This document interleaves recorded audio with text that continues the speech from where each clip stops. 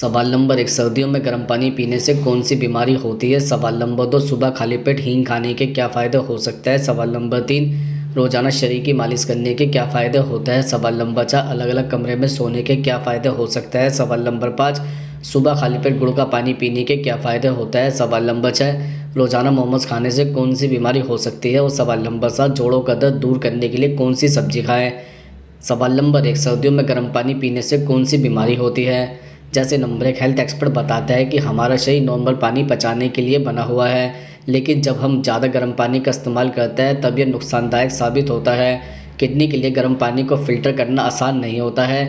ऐसा खासकर तब होता है जब आप बहुत ज़्यादा गर्म पानी पीते हैं। इसे फ़िल्टर करने के लिए किडनी को और ज़्यादा काम करना पड़ता है। इसकी वजह से किडनी अपने नॉर्मल रेट से काम नहीं कर पाती है। नंबर 2, अगर पानी ज़्यादा गर्म होता है तो सिर्फ गले में छाले पड़ सकता है, जिसकी वजह से बॉडी के इंटरनल टिश्यू पर ज़्यादा असर पड़ता है। एक्सपर्ट बताता है कि ज़्यादा गर्म पानी पीने से एसिडिटी की दिक्कत बढ़ सकती है। ज़्यादा गर्म पानी डाइजेशन सिस्टम के अंदर मौजूद झिल्लियों के लिए नुकसानदायक साबित होता है। इसकी वजह से अल्सर का खतरा बढ़ता है। नंबर 3, कुछ लोगों को रात में नींद नहीं आती। आपको बता दें कि अगर कोई शख्स रात में गर्म पानी पीकर सोता है तो इसकी वजह से उसकी नींद बार बार टूटती है।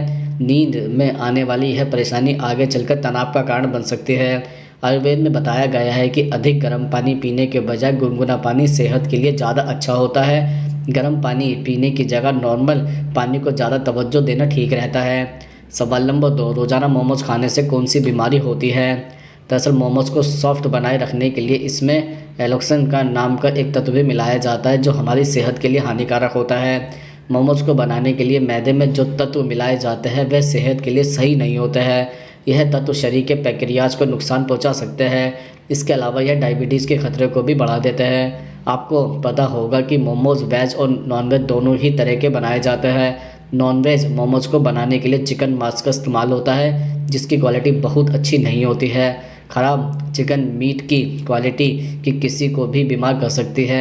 इसके अलावा लोग मोमोज़ के साथ साथ उसके साथ दी जाने वाली लाल चटनी के भी बहुत दीवाने होते हैं, जो बहुत ज़्यादा तीखी होती है। अत्यधिक तीखा खाने से आप बवासीर या पेट की समस्या के शिकार भी हो सकते हैं। सवाल नंबर 3, सुबह खाली पेट हींग खाने के क्या फ़ायदे हो सकते हैं?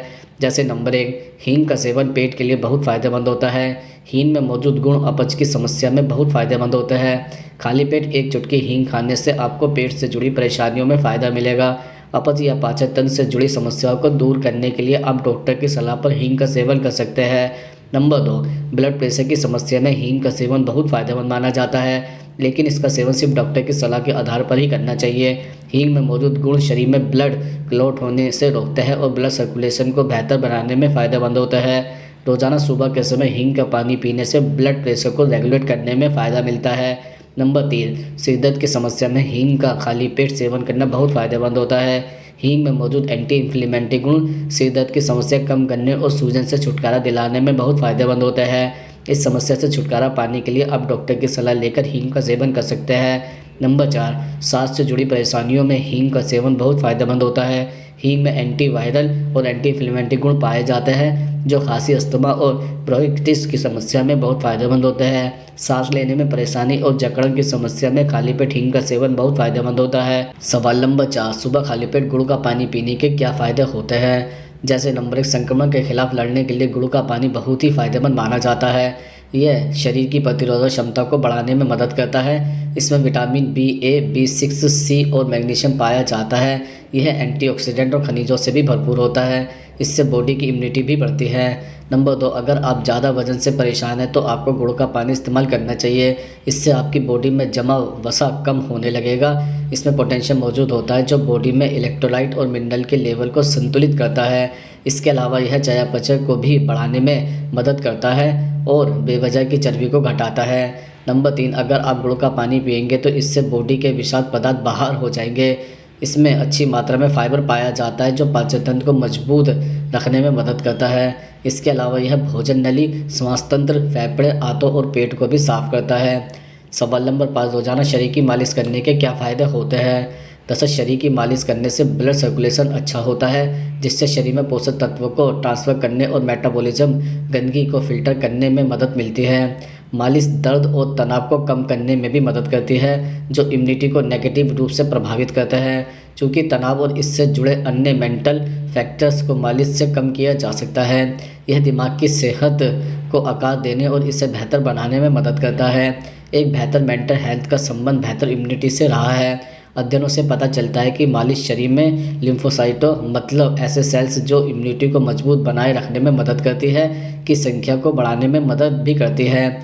इसके अलावा मालिश दिन में किसी भी समय की जा सकती है, लेकिन मालिश का अधिक से अधिक लाभ लेने के लिए यह महत्वपूर्ण है कि इसे कम व्यस्त समय में ही किया जाए। एक्सपर्ट सुबह जल्दी मालिश करने की सलाह देते हैं, क्योंकि तब आपके पास इसके लिए समय होता है और आप अपने दिन की शुरुआत बड़ी ऊर्जा के साथ कर सकते हैं। इसके साथ ही खाली पेट मालिश नहीं करनी चाहिए, क्योंकि इससे पाचन तंत्र प्रभावित हो सकता है, जो ब्लड शुगर लेवल को कम करती है।